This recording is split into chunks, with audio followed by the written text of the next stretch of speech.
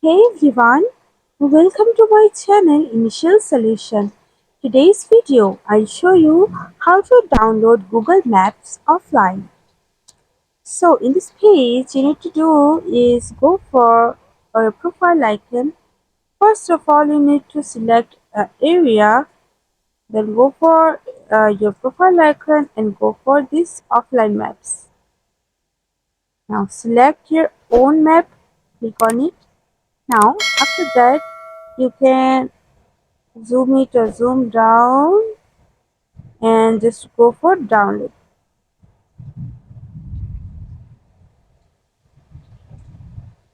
Okay, when it's downloaded, then you can see it on offline.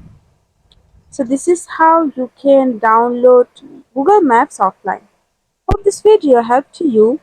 If it did, then please like, comment and share. Subscribe to our channel and don't forget to hit the bell icon for more videos. Thank you. This video is sponsored by Zerosoft. Zerosoft offers graphic design, UI UX design, digital marketing, and web development. Elevate your brand with Zerosoft today. For more details, check the description box.